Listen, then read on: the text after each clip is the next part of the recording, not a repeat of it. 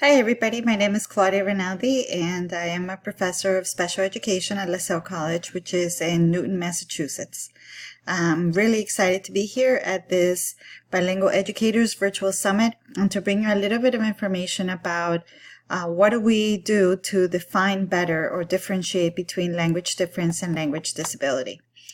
Please note my email is right below and you are more than welcome to email me or look at our particular program at LaSalle that focuses on a graduate certificate for teachers who want to know more about teaching English learners with disabilities. I wanted to begin by just sharing with you a little bit about why you should be up to date with special education evaluation process. So if there's any English learners or bilingual teachers here who are or not been taking any special education courses, this would be a great session for you. As we know, and I don't need to say this to this group of teachers because you're all bilingual teachers, that the bilingual students or multilingual students are the fastest growing group of students, but they are often under-identified for special education services or over-identified, and we'll look at why that happens. School and district personnel make some unwritten rules, and so you may hear in your schools, no, you can't refer him until he's a level 3 or a level 4, and in some other schools it's like, yes, go ahead and refer him so he could get services. And this is where the problem with under-identified and over-identified comes in. We will look a little bit and talk about why special education is not the only service for bilingual students and what other things we recommend in the research to be able to make sure that they are in place before we refer students for special education evaluation. I'll also do a little bit of review of language learning laws and special education law to make sure that we really know what it says and that you could take some resources back if a team that you participate in a school with the students that are referred, that you could take this information back to them. So basically what I want you to do this year is to ensure that the teams you participate have a better decision because you participated in this professional development. So let's just go ahead and look at it. I wanted to share with you that there is a report that comes out every year from the Department of Education called the Condition of Education. In this case, the Condition of Education report of 2018 is the latest version that came out in 2019. And with the picture that I picked from here was to show you that by state, the rates of English learners, including bilingual students, ranges from 0.9 in West Virginia to 20.2 in California. Hispanics making 22% of the population, and you can access this link. Obviously, when we talk about school districts, those numbers could go up to 78% in urban districts who are bilingual learners and includes English learners. So the darker the color, the higher the percentage, the lighter the color, the lower the percentage. So depending on where you are, you might see some differences around that percentage of 0.9 to 20. But of course, specific districts that are in urban areas tend to have much larger number of bilingual students, which is where you may be. The current guidance that I hear teachers struggling with is that somebody in the district said that they had to wait to refer a student to special education until they speak English, and this is not true. I've also heard if you refer a student to special education, then he or she can get additional services. And although that may be true, it is the wrong services, and I'll tell you why and what the outcomes of those could be if it's not a student who truly needs special education. The third unintended message is the lack of information for educators and specialists on how to deliver special education services, ESL, and content instruction. So most of you know that once the students are identified as special education, one service trumps the other. The law says it can't, but because of the time of day, and coordination and information from the special educator, the ESL teacher, and the educator, this tends to happen. So we want to make sure that if they're giving that service, we're not taking away the ESL service, which is what our bilingual students need. The next current guidance tells us that the IEP, or the Individualized Education Plan, which is a plan that special education teachers write up for students who need special education, does not align with language education goals or English language development goals. And so only states are beginning right now to look at how you create the IEP goals for instruction and then how those are guided by ESL language goals as well, whether they're using the WIDA or other ways to address ESL unevaluated. Scheduling, then considerations become a real struggle, and we need to ensure that we prioritize both for bilingual learners, ESL and special education if they are eligible. Another challenge that I know you all may experience is intentional structural collaboration time is usually not available to you. So where you can, join a leadership team in your school so that there is common planning time, that it is intended for talking about bilingual learners, that includes the ESL teacher and the SPED teacher. I highly encourage you to do that. The last current guidance that I hear in schools is that alignment of screening and progress monitoring practices across content, language, and special education is not happening.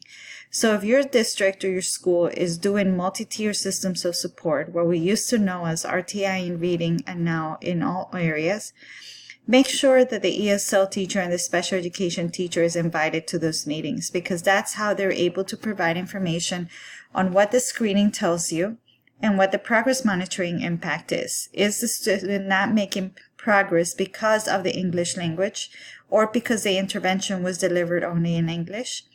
And how does the special education play in there? In some school districts, I've seen that Tier 2 intervention, which is the first level of strategic intervention, is considered ESL class, and that's wrong. All students who are bilingual learners who are also learning English must receive ESL outside of any other Tier 2 intervention or any other intervention at all. So let's review a little bit about what the law says about this. I'm going to give an example of where Massachusetts is. That's because this is the state I'm most aware of, but I wanted to just kind of share a report that just came out last year.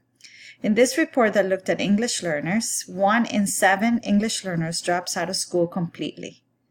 So that is a very sad picture for the state that is number 1 in education. And it's one that is a similar case that may be happening in your state. So you may want to look at what that rate is.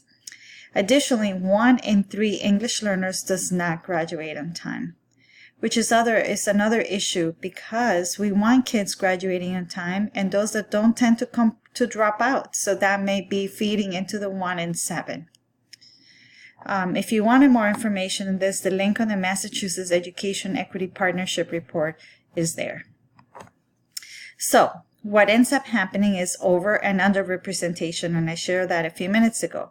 What we know that happens is that bilingual English learners and minority students are over and underrepresented depending on schools, district, and state. And particularly this happens in learning disabilities or communication disorders. So is it really a language disability or is it a language learning difference? The researchers estimate that 3/4 of the English learners in special education are misidentified. So this is a really key number to think about when we're making those eligibilities. Special education should not be the only service that ESL students get. And so we need to think about preventing structures like multi-tier system of support to ensure that students get general education intervention before they get to special education evaluation. In 2015, approximately 10% of U.S. students were identified as English learners, with around 15% eligible for special education. This means that there's a 5% there of identification. Other things that we know are that English learners were 3 more times likely to be placed in special education than bilinguals who had high levels of English proficiency. For those of you who are bilingual teachers, you may already see this. And it's really troublesome because students who with limited language in their native language and English are more likely to be found for special education. And that may or may not be the accurate diagnosis or eligibility criteria met for those students.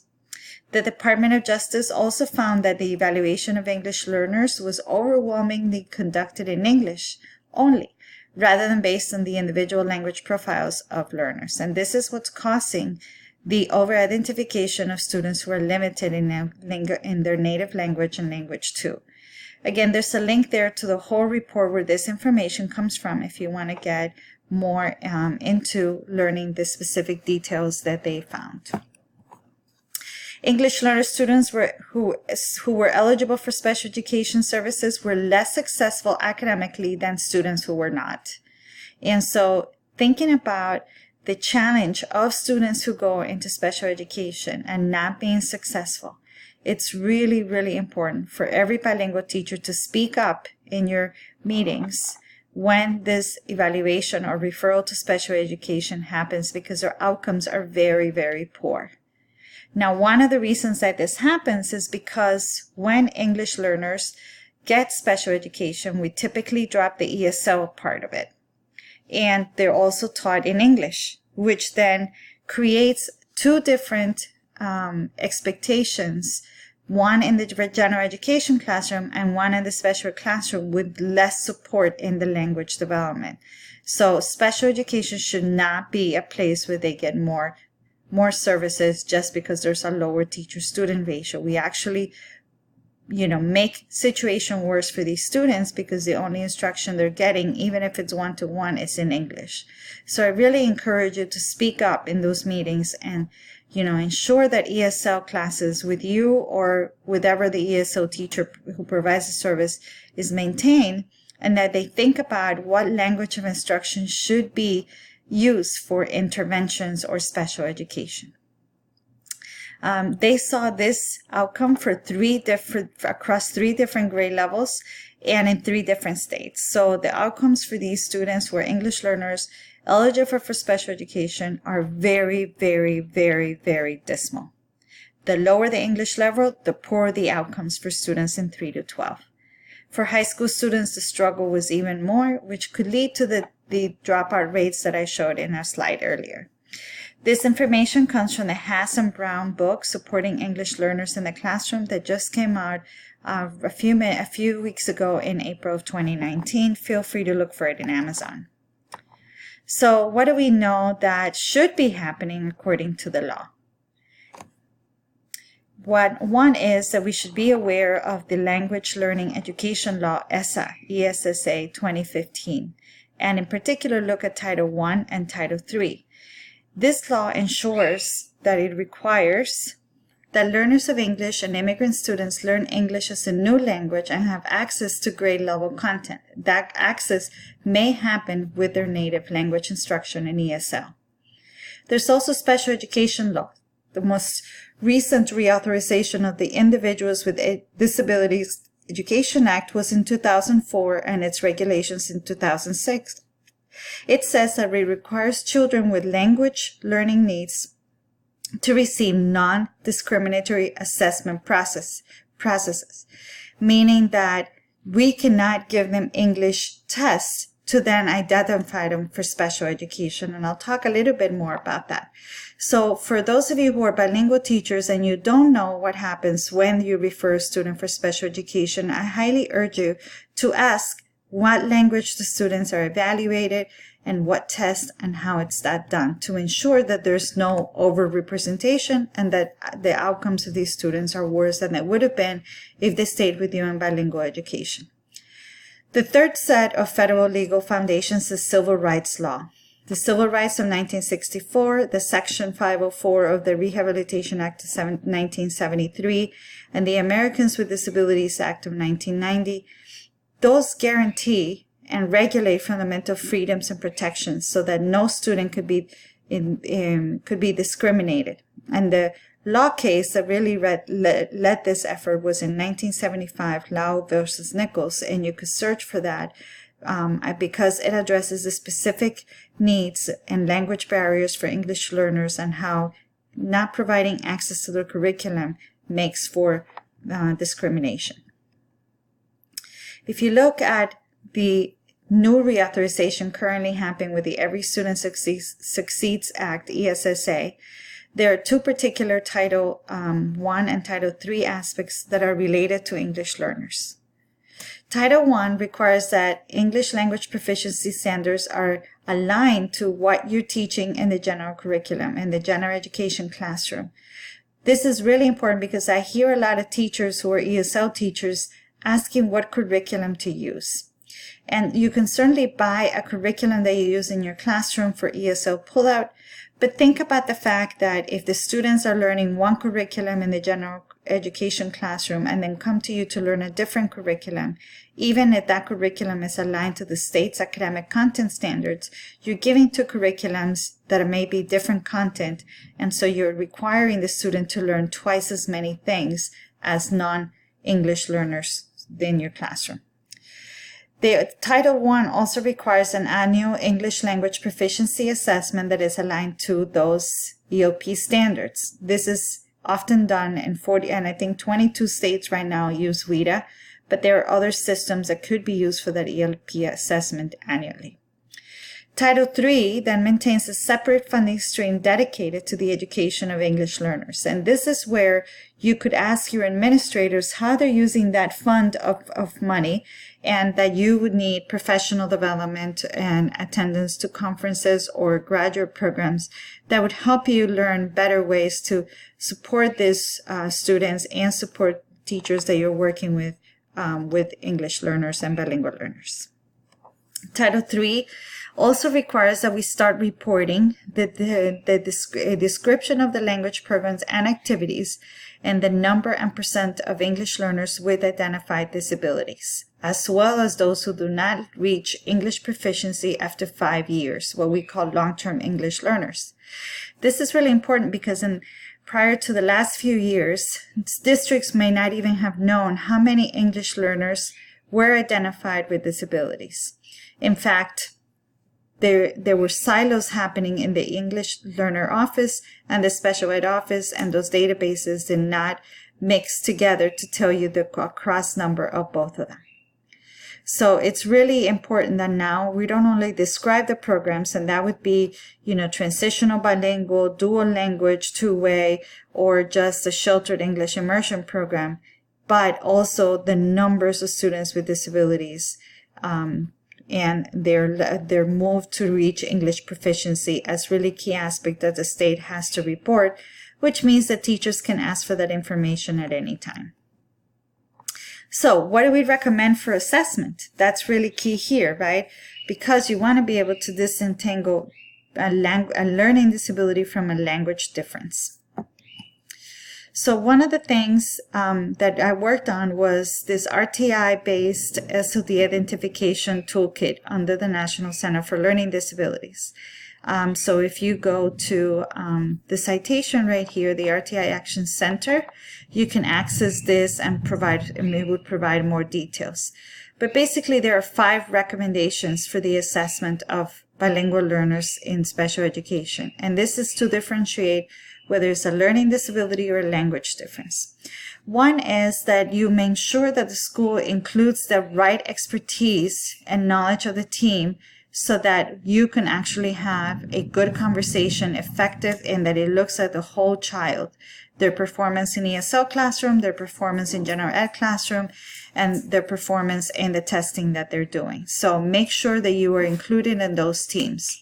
Effectiveness of Tier 1 core instruction means is 75% of students benefiting from whatever the general education teacher is doing.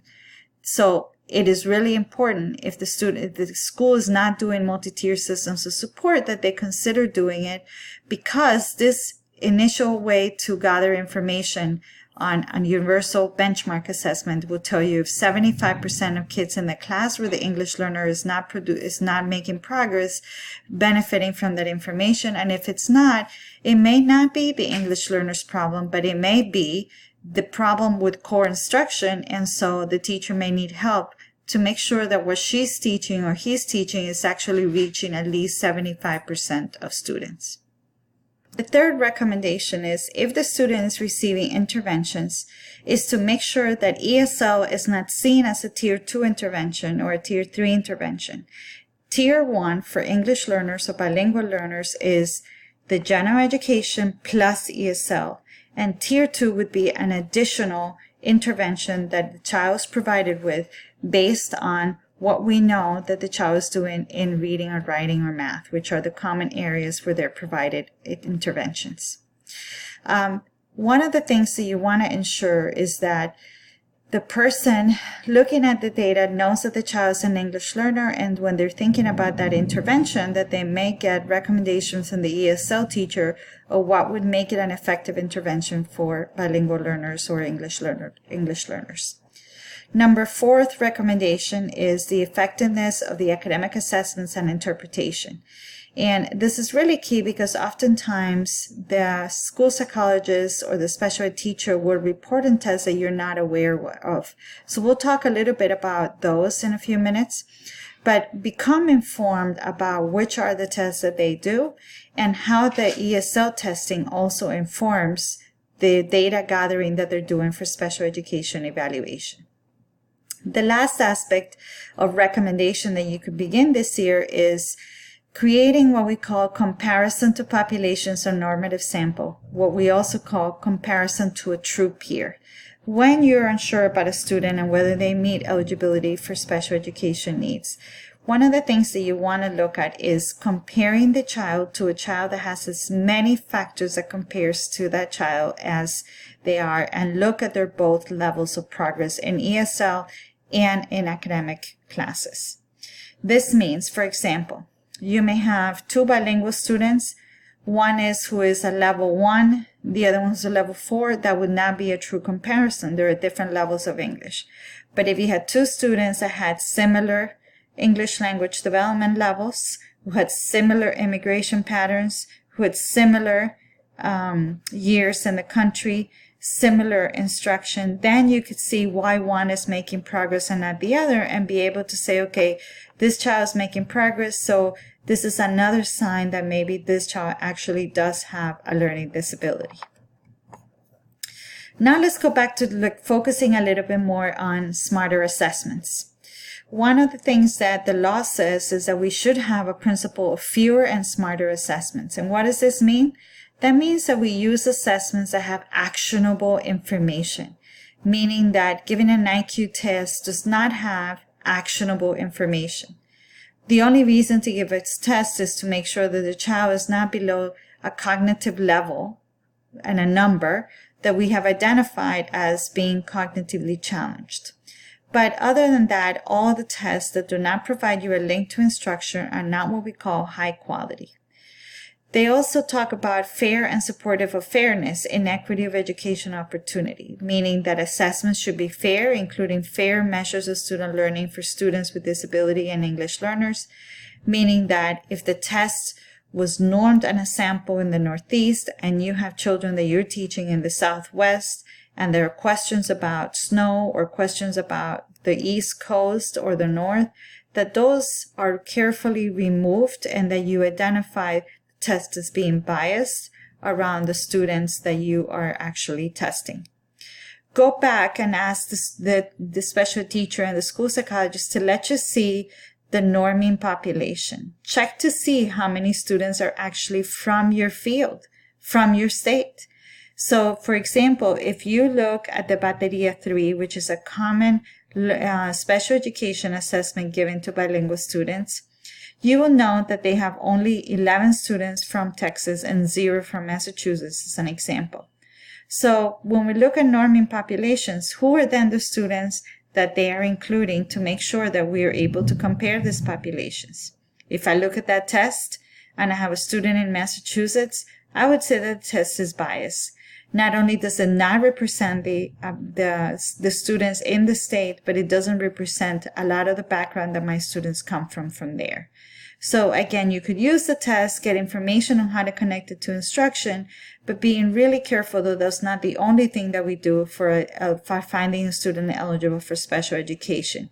Again, only because students who are in special education have poor outcomes as students that are not. Engage the parent and learn from the parent what the student does at home and see how the results can improve to learning. And there's a link to where this document from the Department of Education gives you more guidance. Additionally, the IDEA law, special education law, has evaluation procedures. So I want to make you aware of some that you may not be. But basically it says that the public agency, the school, must use a variety. A variety is not 2, a variety is more than 2. and more than one assessor. So it can't just be the school psychologist or the special ed teacher. We want to use an assessment and not just tests, but tools and strategies to gather students' functional, developmental, and academic information about the child, including information provided with parents. And this is where I see that we're mostly missing. School psychologists and special ed teachers are not going back to ask about, the child's developmental milestones, the child's background in education, the child's activities at home. And so we're not really learning how the child who is bilingual may be fully performing in the home and in the community, yet underperforming in the school, and then we'll identify him as a student with disability when in reality it was more of a language difference that hadn't caught up. So you have to see both problems in the native language and in the English language and across different settings. Settings are school, home, and community. You are never to use any one single test to determine a child eligible for special education. So if you see that in a team, bring this presentation out and say, let's look at what the law says. And the way you could look at it is by identifying 300.304 of IDEA law, and it would be there. Additionally, the assessment selected should be and administered to be non-discriminatory and or free of racial and cultural bias. Again, most districts only have one test, and that's the one they assess all students. So I would push back and say, why are we using that test? Does that test have a representative number of racial and cultural representation of the students that we're assessing? If not, what can we do differently? And there's a lot of things that you could do differently. The assessment should also be administered in the child's native language or other mode of communication in the form most likely to yield accurate information. And this is where this comes from. If we're going to administer it and it is racially biased, then don't administer that and try to find other ways of communication. One that we often leave out is classroom observation and parent interview. So you could recommend those to see if the child is making progress without having to give a normative test or a standardized test. Assessments that are used for the purposes for which the assessments or measures are valid and reliable, so they should be good tests that have representative samples, and they must be administered by a trained and knowledgeable personnel about the test and sample population. Additionally, other requirements under IDEA for evaluations is that we review existing evaluation data of the data, meaning they should be reviewing your access test data from WIDA or any other English language assessment from your state. They should be looking at grades from the previous year. They should be looking at classroom information and provide observations by teachers and related service providers to get a real big sense of where the student is. As objective as this process seems, it really is not, and is based on who the team composition is. So, input from you as a bilingual teacher or ESL teacher is really key to ensuring that what you see when you see the students in your pull-out, if you have pull-out, or push-in settings, that you're able to share how the child is able to learn like other kids or not able to learn like other kids, and then compare those to, the general classroom or a science classroom or a history classroom, and that observations are made as well so that they can clarify whether the child is actually able to learn, but there's a delay because of the double burden of learning language and academics. Additionally, you may be familiar with the discrepancy formula, and that means that a lot of school psychologists would use an IQ and an achievement test and make sure that there's a discrepancy in the scores between intellectual ability and achievement, and that automatically defines that the child has a specific learning disability. Now let's think of this. If the child is only tested in English, of course the child is going to underperform in the achievement test. So we want to ensure that we talk about and that we ask that. And nowadays, we don't have to use that discrepancy because since 2006, what the law says is that we are permitted to use a process based on the child's response to scientific and research-based interventions, meaning that if your school district is doing response to intervention or multi-tier systems of support, We can use the data, universal benchmarking data and progress monitoring, to help you make that choice. The ideal is that you collect information from all those places and then you make a better informed decision rather than just using 2 tests and the definition by one school psychologist or one special education teacher. We really need all teachers involved in making this decision. Okay, so how do we conduct an evaluation? Think of it as ecological, meaning we're looking all around the child with what I do want to know about him. And the questions are framed in this process of data collection. We want to collect information from the parents on cultural, linguistic, health, and educational history to gain a big picture, whole picture of the child. We want to compare the impact of different interventions and instructional practice. How does it compare to those true peers? And is the child able to learn in smaller settings, larger settings? So make sure you're looking and observing and taking a note of what happens across different types of classrooms. Especially as bilingual educators, you really have a lot of information at your hands. Identify where the student is not making or demonstrating progress in at least 2 contexts. The context is home, community, and school. And use a variety of assessments, formal and informal. So we want to use more than just an IQ and achievement test. We want to make sure we do other formal assessments like those collected in MTSS, or even informal reading assessments in Spanish or English or whatever language it is. And of course, observations in the classroom for those languages that are not the most represented and accessible, like Spanish. So, additional recommendations when the students are not succeeding are: plan for appropriate expertise and knowledge of the special education eligibility team. So make sure that there is informed parent participation and an ESL bilingual education teacher. Again, go back to make sure that there's effectiveness in the general curriculum and that general curriculum includes ESL instruction. Ensure that if they're getting intervention, the intervention is above and beyond Tier 1 and ESL instruction, meaning the student is not being taken out of the general curriculum, but they're being taken out after the general curriculum.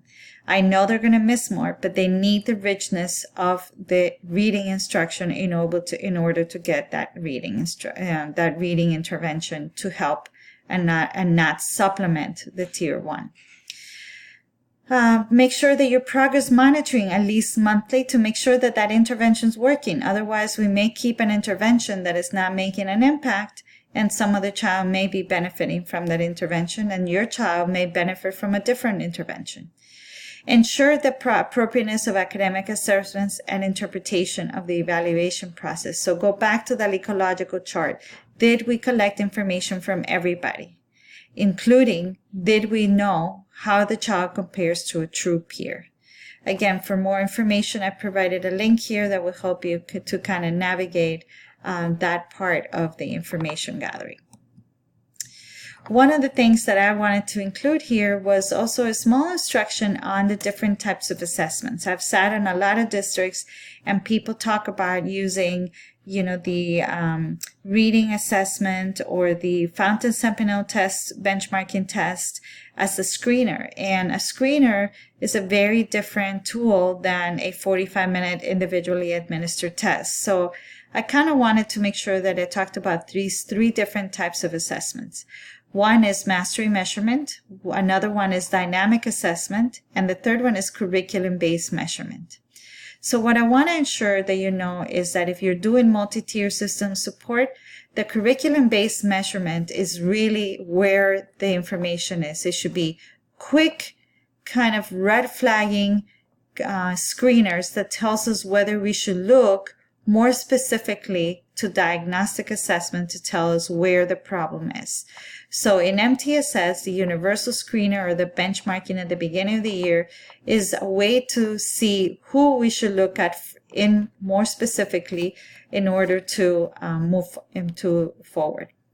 If you are then providing interventions, the intervention must use mastery measurement, meaning that the intervention provides ongoing assessment of the part of the curriculum that you're giving, and that you're not moving forward until the child masters the information being taught. And so this is key again, because in the general curriculum, sometimes we have to move on. In the intervention, the mastery measurement is what allows us to move on. And thirdly, dynamic assessment is a way for us to look at how the child learns from an interaction with a teacher. And so what I want to just share here is that this is an underused assessment process that we could use for special education, and that I hope you explore a little bit more about. Again, if you were to join our graduate certificate in teaching bilingual English learners with disabilities, you would see this more in depth. The second part is to make sure that we're following some kind of checklist that makes us aware that the child is an English learner. You'd be surprised how many times teachers sit at the table of a student that was referred and they actually don't know much about the child's first language, the language spoken at home, the development of that language, and other areas that are really needing discussion before we make such a big decision to identify a student with a special education need. Again, if you want this tool, I'd be happy to provide it for you. Just send me an email to the crinaldi@lasell.edu, and I'll send you the whole checklist. And so the last thing I wanted to review is observation. And so I wanted to kind of go a little bit more in depth into what observation could look like. And one of the easiest ways to look at observation is what we call measuring academic engaged time, or AET. And that is how often, how much the student that you're targeting as having challenges in the classroom is engaged in a given time of teaching. And so it's very easy to do this observation. You basically want to identify 15 minutes at least, a couple times where you could go in and start a clock and stop a clock every time that you see the child engage and disengage. Okay, so for example, if we went in to see a child for 15 minutes and the teacher was teaching the 15 minutes, we'd want to look at how much time the child actually was paying attention to the teacher. We'd also want to note that the child had no time or opportunity to respond or interact because it was teacher lecture. What we want to see is high engagement so that the students who are English learners or bilinguals can continue to develop their English, but also at least 80% engaged in learning during the time of your observation. So if you observe for 15 minutes, you definitely want more than between 11 and 13 minutes as a minimum that the students are engaged. And if not, this brings a good conversation with the teacher about how to ensure that students who are English or learners or bilingual learners are actively engaged in the class. Finally, I wanted to show you a way that I've created for teachers across the different classrooms to respond on how the child's making progress in language. So what you see in front of you is a tool that has the months across. So it's a progress monitoring tool monthly. And on the left-hand side are the can-do indicators, which you could put together to make sure that the ESL teacher can respond, the general ed teacher can respond, the special education teacher can respond. The purpose for this is when we're in a large class, we know that English learners are less likely to interact because it's a more, it's a harder way to interact when people are moving through English so quickly and you're still translating or understanding. So the general education teacher may not see a lot of these skills, but the ESL teacher or bilingual teacher could see a lot of the skills. And the special teacher may see some as they're teaching. So we want to be able to kind of bring each of us our observation protocol as an informal assessment and progress monitoring to ensure that the child is trying out that language and that we're seeing it and that we're able to track what the child can learn. Oftentimes, general education teachers refer students because they say they've tried it all and they can't learn. And so what we want to ensure from the bilingual side is that we are able to track what they're able to learn so that teachers can have a more open and high expectations for our students. Here's one activity where you could try, and you could create your chart to take back to your classroom. So I'll leave that so you can access that. And then here is also an example of a time progress monitoring tool kit. And so this information is something that you could review when a student receives Tier 1, Tier 2, and Tier 3 information, and when they're an English learner, that we know that they're ensuring that they're getting Tier 1 of the general curriculum. If they're getting Tier 2, that we track how many times, how many minutes, and how many times a week, and whether it was actually delivered or not, and if it included the child interacting orally, so that we can ensure that the English skills are gaining track. The same thing for level 3, and you would do this kind of check-in every 4 to 8 week cycle, which creates 5 times during the year that you monitor the progress within the general education environment for this particular student. Again, lastly, we talked about a true peer, and I just wanted to give you more of a definition and a sample of the article that published this. And a true peer represents a student who could be used for comparison. And so I gave you here some aspects of what you can use as comparisons, such as similar language proficiency, similar culture, similar experiential background, age and time in the U.S., acculturation to the new environment, the use of L2 and L1 and L2 at home, school, and community, similar educational experience, types of programs. So we don't want to compare an dual language two-way student with one in a transitional bilingual, because they would have different trajectories there. Immigration history or born in the U.S., trauma history, and performance in ESL classroom versus a large general ed classroom. And this is some of the ways that we could be more accurate in whether we identify a student with with having a learning disability or having a language difference. I hope you found this webinar useful. Again, I want to promote here a little bit the option for you to gain a graduate certificate in teaching bilingual English learners with disabilities from LaSalle College. And here's the link so you could explore a little bit more.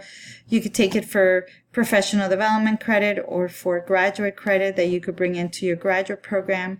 But we really go in depth in all these areas that I presented here today. If you have any feedback, I would love feedback. Please send me an email to crinaldi@lasalle.edu. Thank you so much, and I'll be hoping that this summit creates a really great way for us to interact continually. Thank you.